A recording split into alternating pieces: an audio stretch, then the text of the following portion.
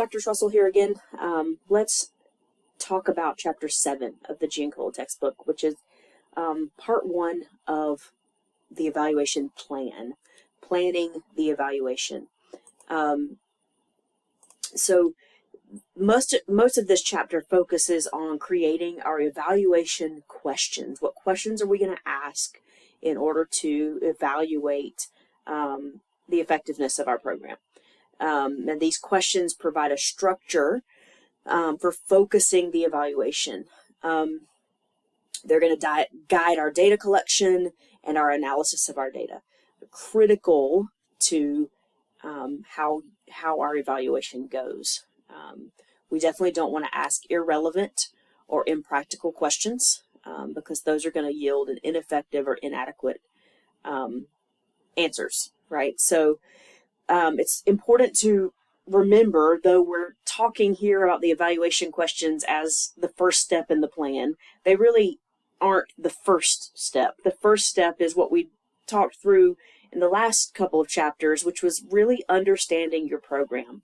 A lot of evaluators will jump right in and start creating evaluation questions, but those you can't really create good and relevant and practical questions until you first understand your program. So we've gone through the process of learning about our program. We've built a logic model that gives us a visual understanding of the relationships between our program strategies and through program theory, how those strategies relate to our intermediate outcomes or short-term outcomes, and then our broad long-term goals. So now that we have our logic model, we're going to use that as the basis for generating our evaluation questions. And when we use our logic model to create our evaluation questions, we really are embedding evaluation into our program's theory. We're making sure that we avoid some of the pitfalls of evaluation questions, like asking things that are irrelevant to the program stakeholders or inadequately tied to the program itself. We want to be sure that we're building our evaluation around the logic model that's been agreed on by all the stakeholders during our logic model development. Remember, we included stakeholders in that process so that now every evaluation question is going to be tied back to the fundamental logic underlying our program.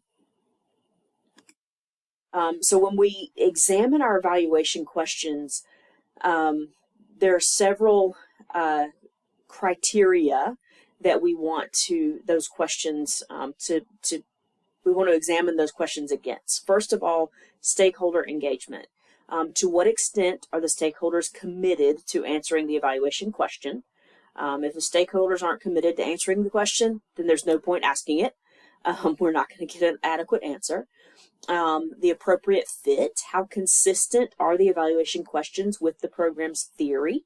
We want to make sure that we're asking questions that are measuring something that theoretically makes sense to measure. Relevance. How useful will the answers to the evaluation questions be to stakeholders?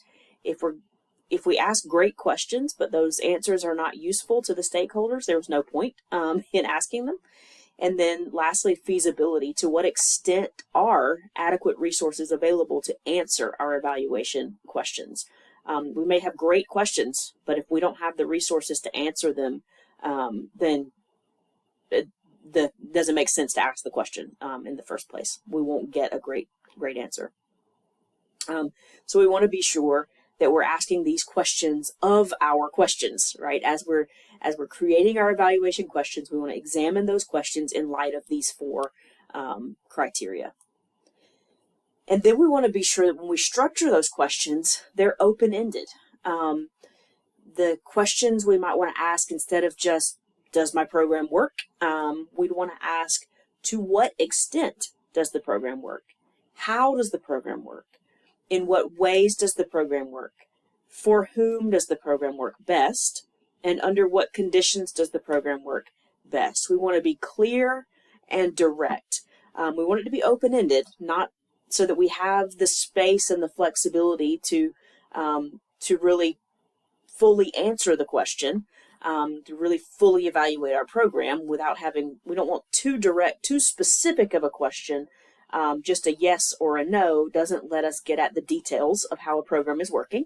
But also we want to be sure that we're clear and that we're direct and we're not asking some really broad question like just, is it working, right? We want to ask more specific questions like the ones listed here.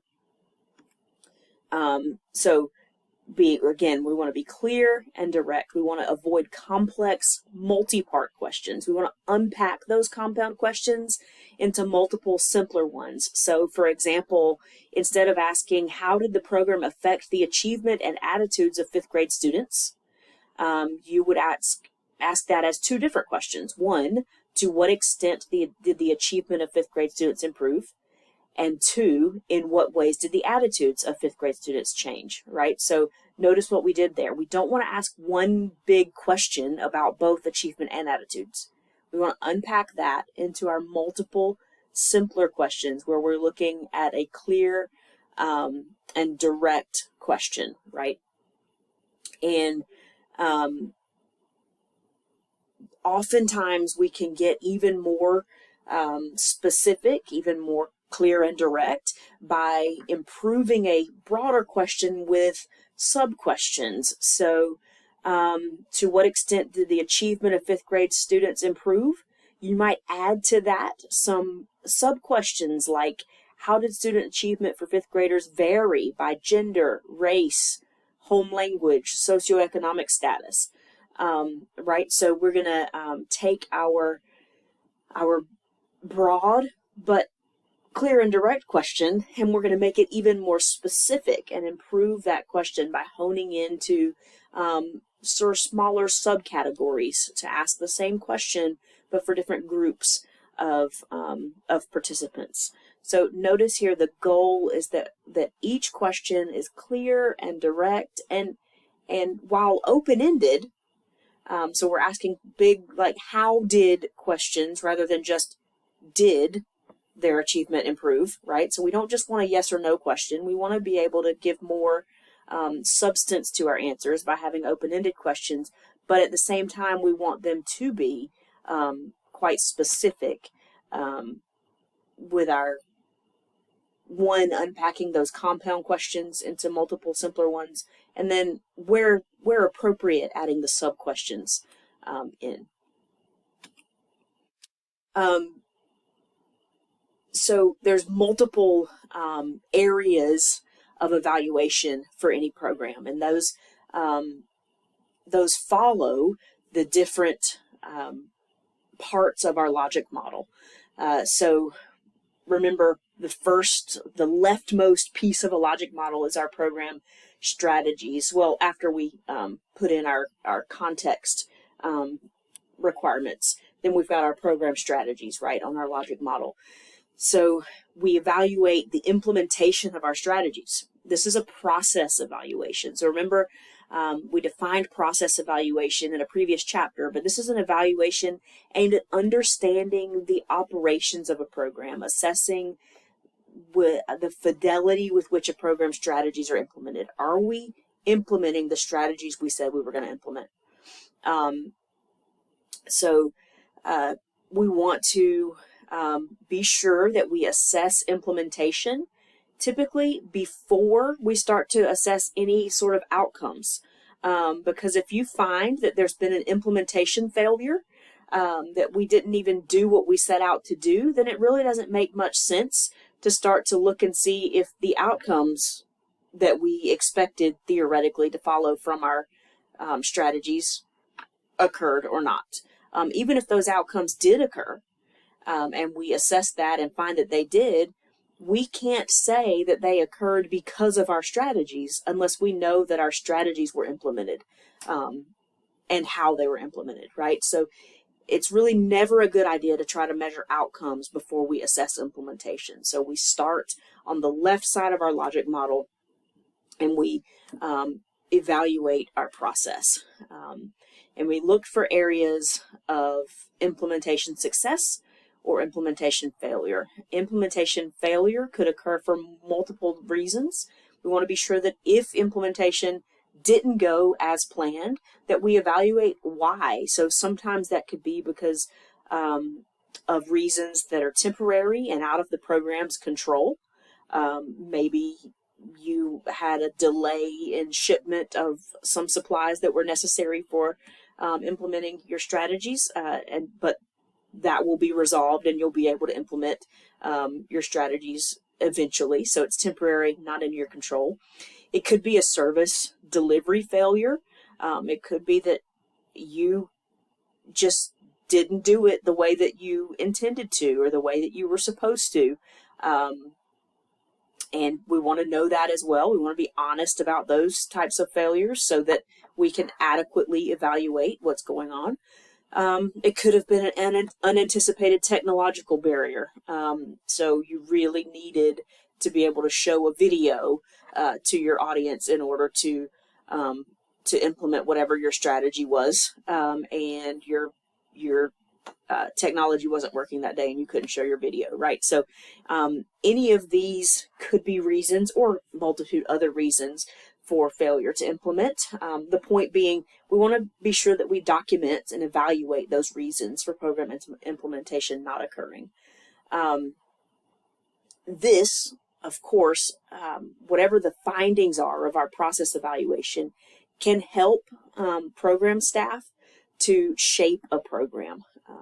As we look at what went well and what didn't, we can go back. Remember, this is all a cyclical process. This is the whole point of embedded evaluation, is that we're improving things as we go. So when we find a spot of failure in our implementation, we can use that as feedback to improve and shape our program. But again, we always want to do this process evaluation before we move on to evaluating any of our short-term or intermediate objectives. Your book has a lot of really great examples of evaluation questions for each stage of evaluation. This is straight out of the textbook, some evaluation questions for a program with a strategy of creating a youth community center. I'm not going to go through reading all of those here, but I put this up here just to encourage you to, especially as you might be working on your own evaluations of programs, to go check out the resources in this textbook. This chapter especially has some really great examples that show you what a good evaluation question looks like. So after we've evaluated our process, now we move into formative evaluation. So formative evaluation is used to shape the program. Program staff can use interim evaluation findings to plan, shape, and improve the program before we evaluate final outcomes. So formative evaluation is right in the middle, where we are evaluating progress toward our short-term and our intermediate objectives. Remember, this is the next couple of areas of your logic model. After your strategies, then you've got your short-term and your intermediate objectives. And when we evaluate these objectives, we're finding early indicators, just really very much like our implementation assessment. We're finding early indicators of opportunity outputs. We're looking at whether we're meeting or what our outcomes look like for those short-term objectives, and how that sets us up or doesn't to be successful with our overarching long-run goals.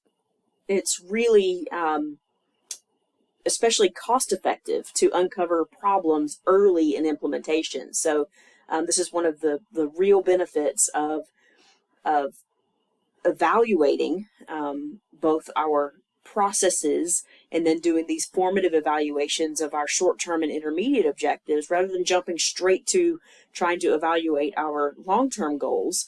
Because if we can uncover problems either in our implementation or problems in our theory, meaning when our implementation went great, but when we start to evaluate our short-term or intermediate objectives, we're not seeing things pan out the way we thought they would.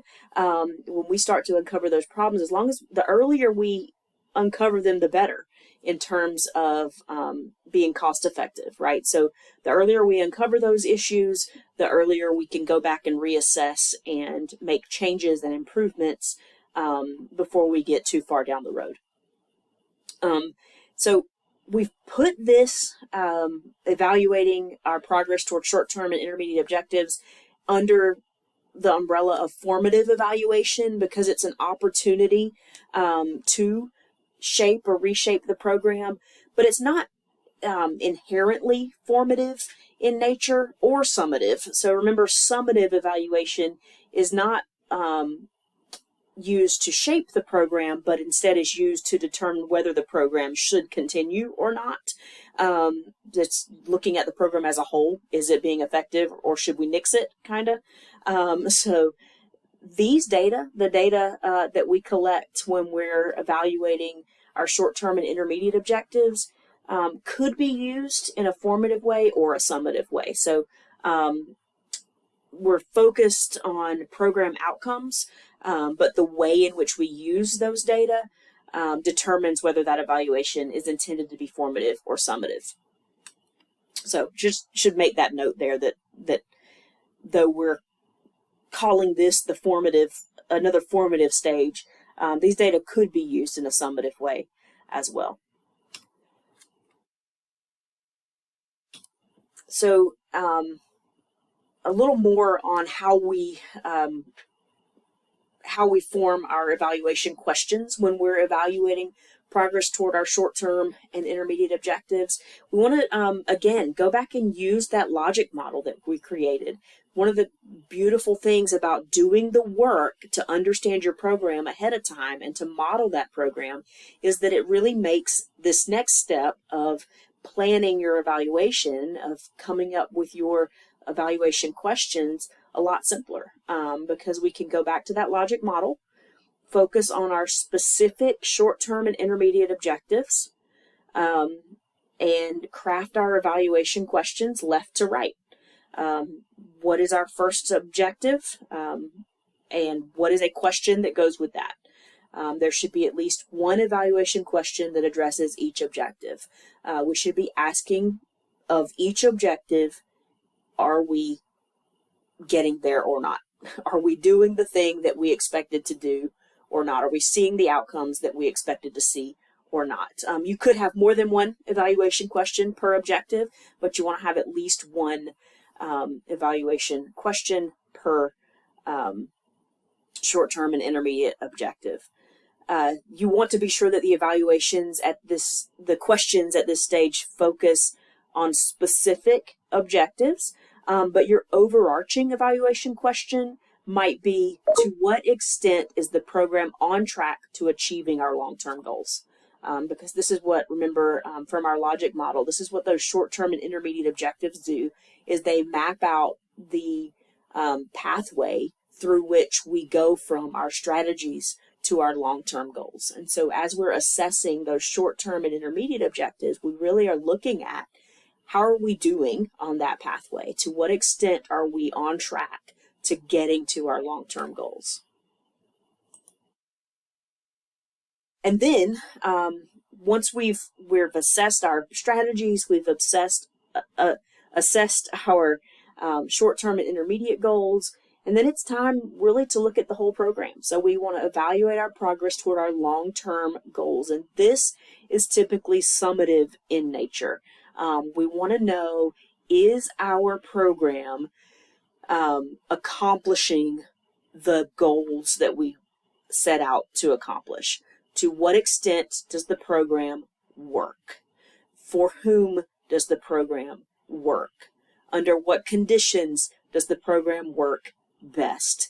These are the questions to ask that are specific to the program's goals. And we would want to, so with a specific program with specific goals, we wouldn't just want to say, to what extent does it work? We'd replace the word work there with whatever our goal is, right? So to what extent does the program fill in the blank with your goal? Do what we expected it to do. Do our goal. Right, so to what extent does the program work? For whom does it work best? And under what conditions does it work best? These are our big summative evaluation question. Is the program worth the investment? Is it working? And how is it working? For whom is it working? How well is it working? When does it work? Right? These big questions about our long-term goals, which again are what we mean by work. Is it working? Is it doing the long-term goals?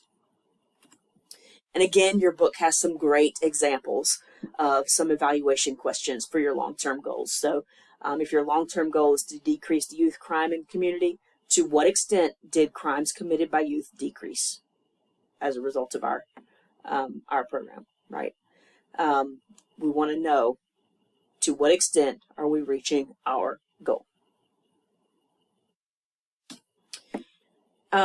So that's our evaluation questions, right? How do you build evaluation questions? What should you be focusing on? You should build evaluation questions, or you can build evaluation questions at every single stage of the logic model. But sometimes it's important to keep in mind that every question that we ask and every question that we seek to answer in our evaluation involves collecting and analyzing data. And that requires a lot of resources and can be a big burden on your evaluators, your staff, your clients, in terms of the resources, the time and resources necessary to collect and analyze the data. So sometimes we may need to prioritize the evaluation questions. You may have designed a beautiful evaluation, including tons of really specific and detailed questions that are really going to get at the heart of how well the program is working and how it's working. But if you don't have the resources to answer all of those questions, you need to keep in mind the purpose of your evaluation and prioritize first according to your stakeholder needs. What is the point of the evaluation? What do the stakeholders need from you? Make sure that you answer the questions that are going to be most useful to the stakeholders, if you can't answer them all. So for a comprehensive evaluation, you're going to need measurement in all three categories. You're going to need measurement of your process, you're going to need formative, and you're going to need summative evaluation questions. But maybe for a new program, you might focus just on the process and the formative evaluation questions, because maybe for a new program, the summative evaluation doesn't even make sense to try to do until the program's been in existence for a little while. We don't know how we're doing toward our long-term goals because we haven't reached the long-term yet. So it just depends on what your stakeholders need, what your program looks like, and what resources you have, whether you'll be able to answer all of the ideal evaluation questions or whether you may need to prioritize and pick and choose which questions make the most sense in terms of the stakeholder needs in your situation. And two, it's important as you're building in your evaluation questions, as you're evaluating, to avoid what's called a goal trap. So a goal trap is focusing exclusively on the goals of the program so that unintended consequences, either positive or negative, get missed. You want to be sure that you build in evaluation questions that are going to allow you to see beyond the specific goals you had planned or expected for your program and allow you to capture data about anything that you didn't expect or intend that is happening because of your program. A lot of times those are positive things. Sometimes those are negative things.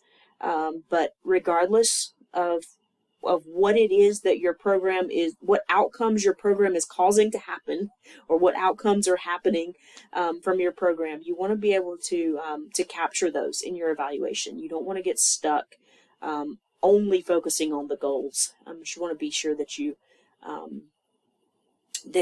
allow for evaluation of unintended consequences. So that's your evaluation questions: specific, direct, how you want questions for each part of your logic model, as makes sense, right? As you have resources to answer those, and you want to be sure you don't fall into a goal trap. Once you have the questions, the next thing you want to do is decide on your indicators and your targets. What data should I collect in order to answer my questions? An indicator is a guide. It's a statement that's used to gauge progress toward program goals and objectives. It's derived from the evaluation question, used to measure your progress. And a target clarifies the indicator. It gives how much progress should I want to make, and by when do I want to make that progress. Looking at examples of indicators and targets is probably the best way to understand what we're talking about here. But say your question is how much did student reading, to what extent did student reading scores improve as a result of our new after-school reading program, right? An indicator that you would want to look at is student reading scores on a specific standardized test, perhaps. So an indicator is what data are you going to use to try to measure or find the answer to your evaluation question. And a target would be after 2 semesters, we're going to look to see if student reading scores have improved by 10%, right? This is our target. It's got a time attached to it, and it's got a how much attached to it. What are we looking for in that indicator, right? So indicators and targets should be SMART. They should be specific, measurable, agreed upon by the stakeholders. They should be realistic, and they should be time-bound. There should be a time limit or a time frame in which you're expected to reach a particular target. So I've got these color-coded where the purple ones go together and the orange ones go together. So indicators should be specific, measurable, and agreed upon, and targets should be realistic and time-bound. Lastly, we throw all this together, or can throw all this together in what's called an evaluation matrix, which you could create in word processing or spreadsheet software. And it looks like this. So all the pieces we've talked about so far, plus some things that we haven't talked about yet, go into an evaluation matrix where we've got each component of a logic model, the evaluation questions that go with that component, the indicators that go with those questions, the targets that go with those indicators, and then we'll talk more about the data in future chapters. But so far, you should be able to start building an evaluation matrix, and you would, we've already discussed enough for you to, for whatever program you may be evaluating, to fill in these parts of the evaluation matrix.